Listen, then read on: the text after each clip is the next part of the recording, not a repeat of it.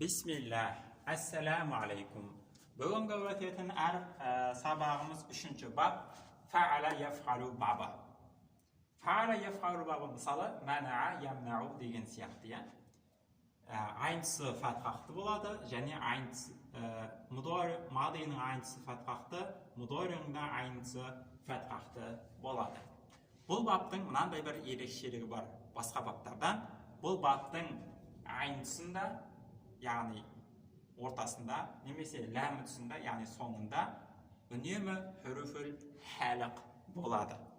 Хүрүфүл хәлік дегеніміз не? Хүрүфүл хәлік деген тамақтан шығатын әріптер деген сөз. Хамза, ха, ха, ха, ғай, айн сияқты. Мысалы, мәна'a ямнa'у десек, ләм тұсындағы әріп не? Хүрүфүл хәлік, яғни тамақтан шығатын айн әріпі. Сахара ясхара десек, айн тұсындағы әріп ха, тамақтан шығатын ха әріпі. Захаба язхабу десек, айн тұсында ха, тамақтан шығатын әріп. Саара ясалу десек, айн тұсында хамза, тамақтан шығатын әріп. Тоғана ятғану десек, айн тұсында ғайн, тамақтан шығатын әріп. Санаха яснаху десек, ләмі тұсында ха, тамақтан шығатын әріп. Яғни үнемі айн тұсында, немесе ләмі тұсында хүрүфүл хәлік, тамақтан шығатын хамза, ха, ха, ха, ғайн, айн әріптері болады. Бұл бір. Екінші мәселе, бұл бап әсілінде фа'ала яф'алу болмаған. Әсілінде фа'ала яф'илу болған. Не болған? Фа'ала яф'илу болған. Мудориға айнысы кәсірақты болған.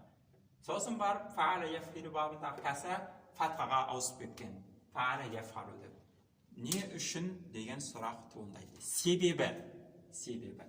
Бұл баптың айн тұсында немесе ләм тұсында үнемі хүрүфүл хәлік келеді.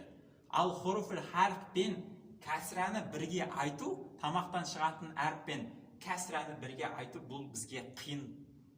Сол қиындықтан шығу үшін кәсіраны фатхаға айналдырып жібергенбіз. Мысалы, ям ни'у деп айту қиын. Ям ни'у деп. Мына жерде кәсірамен негіз кәсіра болған. Ям ни'у болған негізінде. Бірақ айтуға өте қиын. Ям ни'у деп. Кәсірадан кейін хүрүфүл хәлік айту қиын. Сондықтан мына кәсіраны технично не істедік? Фатхаға ауыстырып жібердік. Мысалы, яс хиру болған мына жерде. Негізінде яс хиру болған. Бірақ та кәсірамен хүрүфүл хәлікті бірге айту өте қиын болғандықтан бұл кәсіраны не істедік? Фатхаға ауыстырып жібердік. Яс хару деп оп-оңай айтамыз. Басқа ешқандай бұл баптың қиындығы жоқ. Енді кітаптан оқып көрейік. 3-ші бапқа да келіп жеттік. Әлхамдулилла. Сүләси мүжәрраттың 3-ші бабының мадиының да мудоригында айны фатхақты. Фа'ала яф'алу сияқты. Бұл баптан мастарын 10 уәзінде келеді дейді. Мастар 10 уәзінде келеді дейді. Жарайды, келсе. Бұл баптың мудоринің айнул фиғылында фатхақ кәсірадан ауыстырылған дейді.